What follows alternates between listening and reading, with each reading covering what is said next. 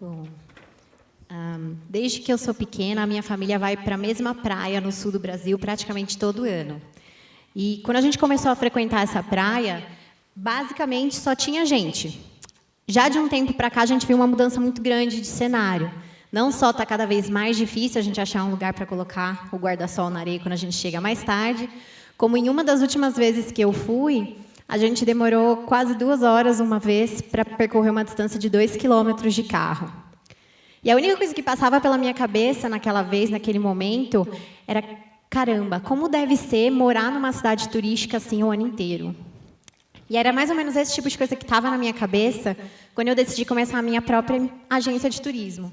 A Iris Social ela vem mais ou menos para propor o turismo com uma abordagem diferente. Um turismo, então, que ele seja benéfico para todos os envolvidos e que ele tenha um impacto social positivo, ao invés de um impacto social negativo.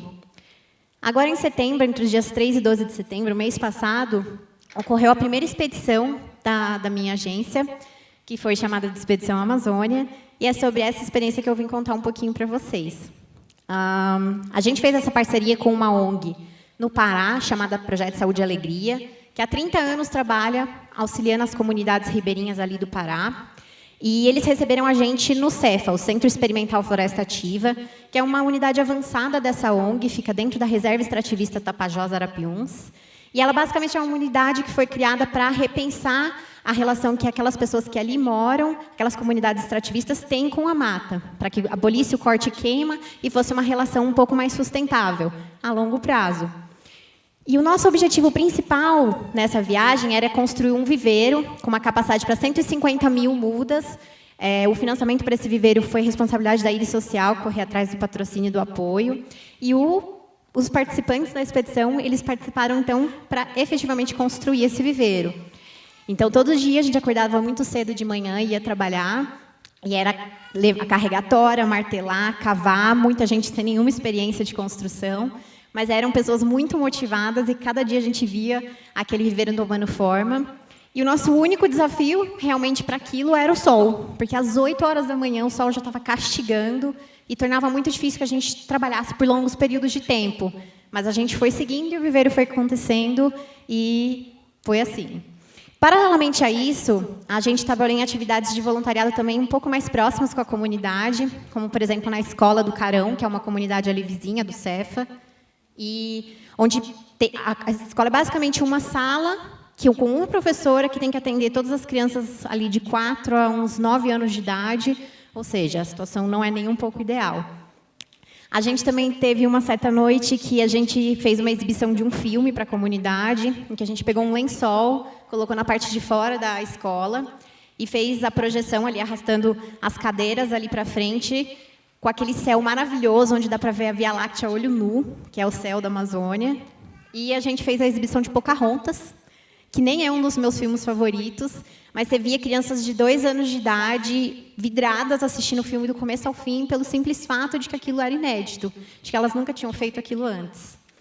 Mas não era só do voluntariado que a gente queria fazer o benefício, trazer o benefício. O turismo de base comunitária é um dos 2 pilares que a gente usa nas nossas expedições. Além do voluntariado, o turismo de base comunitária ele vem é aquele turismo que, basicamente, a pessoa que mora nesses locais turísticos, ou não turísticos, tradicionalmente, é aquela pessoa que vai passar em primeira mão os aspectos mais marcantes do modo de vida que eles têm, que eles levam naquele local.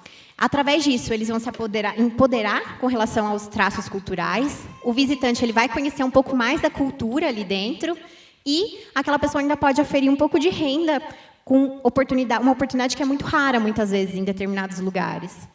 Então, por exemplo, a gente fez atividades como a farinhada, que é a produção da farinha de mandioca, que é uma das principais fontes de renda para a maior parte das famílias que ali residem naquela reserva. E a gente foi desde pegar a mandioca do pé, descascar, lavar, moer, colocar aquela massa no tipiti, que é uma engenhoca que eles criaram lá, que espreme aquela massa de tal forma que depois aquilo que sai de dentro você precisa ralar para que vire farinha. E a gente ficou nesse processo produtivo por 4 horas, e depois todo mundo saiu com o seu próprio punhado de farinha de mandioca que produziu com as próprias mãos desde o começo, e eu garanto que nenhuma farinha nunca teve um gosto tão bom. E, para vocês terem uma ideia, 4 horas a gente produziu meia saca de farinha. E uma saca de farinha inteira, eles vendem a R$70 em Santarém, que é a cidade mais próxima que tem ali da reserva. Então, isso prova o quanto o turismo, aquela atividade de turismo pela qual eles estavam sendo remunerados, como ela é importante. E, além disso, a gente aprendeu o carimbó, por exemplo, que é o ritmo do Pará, que foi ensinado para a gente diretamente pela juventude daquela comunidade. Eles passaram os passos para a gente, depois fizeram a gente, de surpresa, reproduzir aquilo para toda a comunidade que veio assistir. E foi bem embaraçoso, mas também foi bem divertido. A gente fez trilha na mata, guiada pelos comunitários, enfim. Foi tudo muito enriquecedor. Mas nem tudo são flores. E um dos pontos altos da expedição era um passeio para um local chamado Ponta Grande. E desde o início desse passeio, já dava para ver que tinha alguma coisa de errado com o barco que estava levando a gente. Era um barco da comunidade, a gente fez questão para que pudesse remunerá-los. Mas a gente já começou, já estava o motor fazendo um barulho muito alto, estava muita fumaça, e toda hora tinha gente lá embaixo mexendo no motor. E por mais que eu perguntasse, está tudo bem? Tudo bem? Eles, não, tudo certo, normal, normal. E a gente seguia a viagem.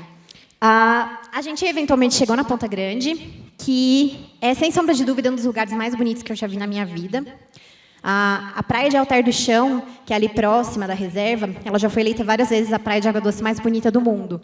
E eu digo que a pessoa que elegeu nunca conheceu a Ponta Grande, que é basicamente isso, uma curva no rio Arapiuns, que forma esse grande banco de areia que vai se estendendo o rio adentro, e você pode caminhar por um trecho de terra enorme, com água no seu joelho ou no tornozelo, água cristalina, água doce, uma delícia. Sim, a Amazônia tem muita praia, viu, gente? Vale a pena. E a gente aproveitou o dia, foi um dia maravilhoso, sem sombra de dúvida, mas era hora de ir embora. E no processo de ir embora que as coisas começaram a realmente desandar. E aí, o barco, que estava dando aqueles sinais, quebrou, e a gente teve que parar num banco de areia, então os participantes estavam achando tudo lindo, estava todo mundo curtindo lá, ninguém estava nem ligando, mas eu vi que a tripulação do barco estava um pouco nervosa. Então eu fui perguntar, gente, tudo bem? E eles, o problema é que a gente vai resolver aqui o motor, mas o problema é que não estava nos planos, com todo esse atraso, a gente vai ter que navegar de noite.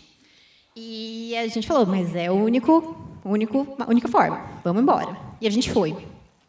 Quando a gente fez a curva do Arapiuns, entrou no Tapajós, o rio estava assim, muito, muito agitado. E quando a gente fala que tem muita água na Amazônia, todo mundo sabe disso. Mas quando você olha, olho a olho, pela primeira vez, é abismal aquela sensação. É realmente um mar de água. E aquele mar de água, que era o rio Tapajós, estava muito, muito agitado. Então, o barco estava balançando loucamente. Eu pedi para todo mundo descer, todo mundo se acomodar nas cadeiras, todo mundo colocar os coletes salva-vidas, que tinham em número contado para os participantes, e só porque eu insisti muito para que tivesse.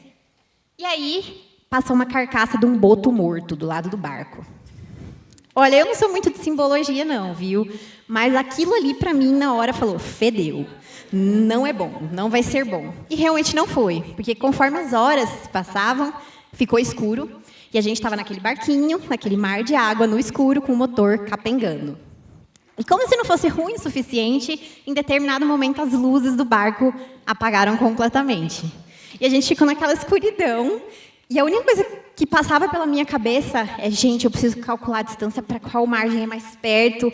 E realmente, a possibilidade daquele barco virar para mim ali naquele momento era muito real, porque se aquele barco, aquele motor falhasse, naquela água, daquele jeito, o barco poderia virar se ele entrasse à deriva. E naquele momento, todo o peso da responsabilidade que eu tinha com a vida daquelas pessoas, ela realmente caiu com força nos meus ombros. E eu fiquei bem nervosa.